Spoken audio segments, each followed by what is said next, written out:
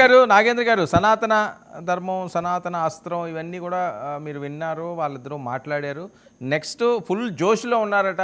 10 నెలల్లోనే మీ పార్టీకి సంబంధించో లేకపోతే కూటమికి సంబంధించో ప్రజలందరూ వ్యతిరేకంగా ఉన్నారు. ఎంపీపీలు, జడ్పీలు అన్నీ కూడా వాళ్ళే కైవసం చేసేసుకుంటున్నారట మెజారిటీ. ఊహించిన విధంగా మీ మీద వ్యతిరేకతని. మంచిదే కదా సార్. ఇంకా అబ్దుల్ కలాం గారు కలలు కనమన్నారు కానీ కథలు చెప్పమని లేదు. ముందుగా మీకు మీ ద్వారా 99 టీవీ వీక్షకులకు, ప్యానల్లో ఉన్న ప్యానలిస్ట్ పెద్దలందరికీ కూడా గుడ్ ఈవినింగ్ సార్.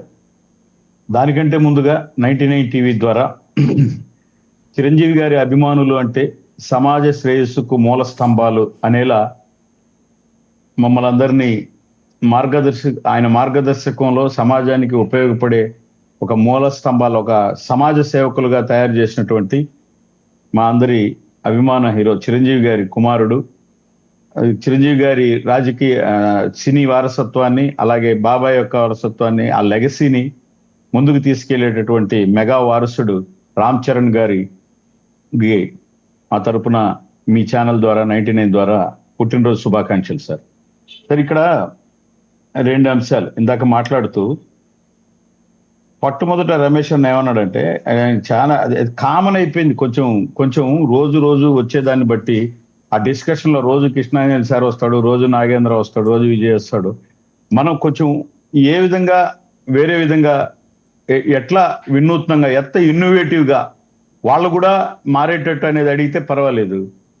ఏదో హై స్కూల్లో చిన్నప్పుడు ఏదో ఈ 2వ ఎక్కమో 3వ ఎక్కమో బట్టినట్టు కూటమి ప్రభుత్వం దాడి చేసింది, కూటమి ప్రభుత్వం అది కేసులు పెడతాంది, కూటమి ప్రభుత్వం ఏమైనా దౌర్జన్యం ఇప్పుడు కూటమి ప్రభుత్వం దౌర్జన్యం చేస్తే కూటమి ప్రభుత్వం మీద అన్ని వాక్యాలు మాట్లాడతారా మీరు? అడుగుతుంది రమేష్ అన్న.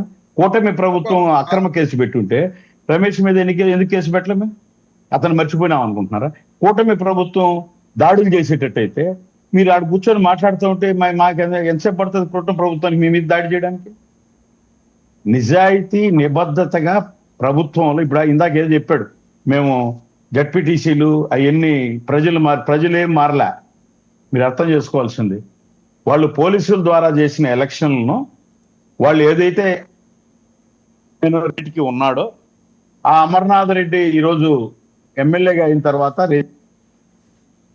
ఈరోజు ఆ జడ్పీ కంటే ఆ రోజు పోలీసులను పెట్టి ఒక్కరిని కూడా నామినేషన్ వేయకుండా 1-2 మిగతాటి అన్ని ఇనానమస్ గా చేసుకున్నారు. కాబట్టి వాట్ ఎవర్ రాజ్యాంగాన్ని అనుసరించి అసలు పోటీ మీరు హ్యాపీగా చేసుకోండి అని చెప్పింది. దీనికి కూటమి ప్రజల్ని అభినందించాల్సింది పోయి మళ్ళీ రాజ్యాంగ వ్యతిరేకంగా మేము గెలిచినారు జగన్మోహన్ రెడ్డి అన్నట్టు నాకు శాలువా కప్పాల్సింది పోయి అని ఇప్పుడు మీరు ఏమాత్రం అక్కడ ఏమి క్యాంపులు పెట్టకుండా మీలాగా ఒరే బాబు మీకు 10 లక్షలు ఇస్తాము ఒక్కొక్కడికి